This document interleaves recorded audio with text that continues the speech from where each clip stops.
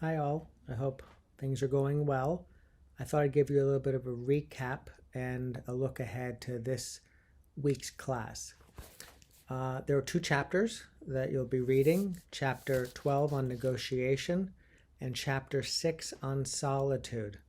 Importantly, and unlike previous weeks, there's no writing assignment due to be submitted based on your readings from these chapters.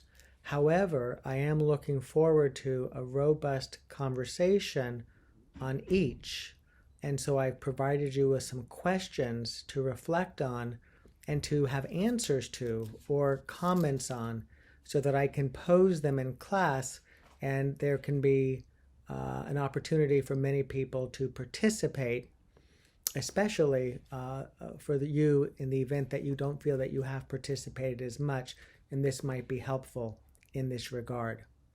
We'll spend a little bit more time on solitude, which I think is one of the most important chapters in the book, and it can be a real game changer in terms of many aspects of how you relate to both mindfulness practices and many of the moments of our day-to-day life. The chapter on negotiation we will also be getting into, and we'll be picking up on that as well another week because it is very important, it's very actionable, and it gets to the heart of the integration of mindfulness practices into an area like negotiation. And as you might imagine, negotiation also builds on listening and communication, which we've begun to explore. And as we've discussed, there are internal negotiations, which we can call negotiations. So you might begin to see how these areas that we've been reading about over the last couple of weeks are building on each other. And here we are moving into a very pragmatic and practical realm of negotiation in the world of law and business. Alrighty, while there's no writing assignment as it relates to those two readings, and there was also a third short reading from a really terrific book by William Ury that I touched on briefly in class. You may recall I commented that we may be one who strikes back, one who sort of gives in, and one who withdraws, and this is the chapter that lays that out. We'll certainly be discussing that, and I think you'll find it to be a very relevant chapter and series of insights. While there's no writing as it relates to the chapters that you're reading, there is a writing to be turned in class on Friday, which involves your researching the area that you will be writing about. I provided feedback to pretty much everybody, certainly everybody who turned in a paper topic form, sharing you thoughts that I had, and for the most part giving the go-ahead to you based on your topic or helping you narrow it. I'm more than happy to meet with you this week if you'd like to talk about your paper topic. And that's important because now you'll be doing some of the research. When people oftentimes will ask, well, when I'm writing the paper, how many resources do I need to have or want to have? You'll want to have a reasonable number of resources or source materials. I would say about half, but probably no more than half, will come from our readings in class. The other half, if not a little bit more than half, will come to the research that you're doing. Because in class we're exploring general principles of mindfulness. We might touch on your topic in particular a little bit, but by and large you're selecting a topic of interest to you, and there's likely to be a whole world of material both within the mindfulness domain at large, within the law perhaps to some extent, and within the domain of that particular area that you're interested, separate and apart from the law or from mindfulness. So you'll want to be gathering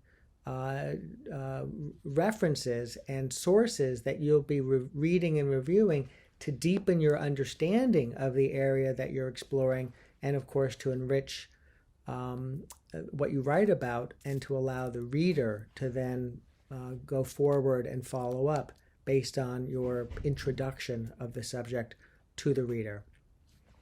The creative assignment this week is up to you. There is a creative assignment to do something with that creative page and to bring it to class, but it's up to you what you choose to do, how you choose to do it, how much time you choose to allocate. I think the important thing is that you understand that what you're doing and the way you may choose to do it is a mindfulness practice. To continue practicing D&I so that in class we can talk more fully about the do not interrupt practice and your experience with it. To notice spirals that are arising as you go through the day. In many ways, this can connect up with, and the homework or the home assignment page on the website reminds you of this. This can connect up with the reading on negotiation and mindfulness and negotiation. So these are all connected. Do not interrupt connects up with that as well. So while you don't need to be formally filling out a spiral form, we will be talking about your spiral experiences this week, at least one. And so please do come to class prepared to talk about one of them. You may find it helpful to scribble down the pieces of the spiral that we'll talk about. If you're not familiar or you don't remember the pieces of the spiral, which is part of our understanding of mindfulness, and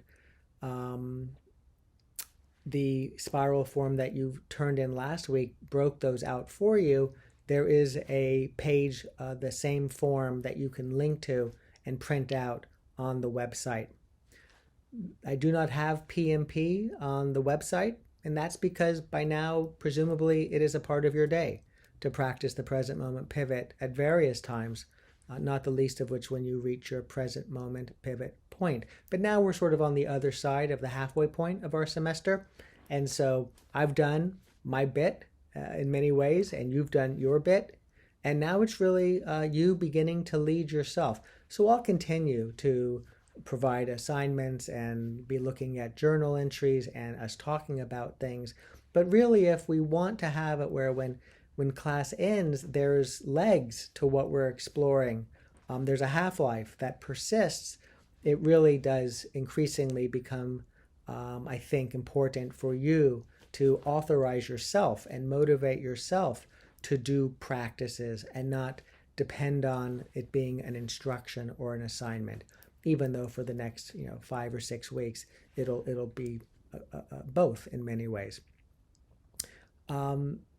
You're practicing this week, 5 practices at least this week, making note of them in your practice journal, bringing it to class, and it's practices that you choose to do. Focus attention, body scan, open monitoring. We want to get these down. When we go into spring break, we'll be learning a new practice, and the 4th primary practice called connection. So this is your opportunity to really get down these practices. And I comment that also for the observations, you can make observations that are as rich as you would like for yourself. What's asked of you is to use maybe 3 words at most for each practice so that you really get to the heart of something that you noticed, something you observed. But you're more than welcome to make it more than that if you'd like to.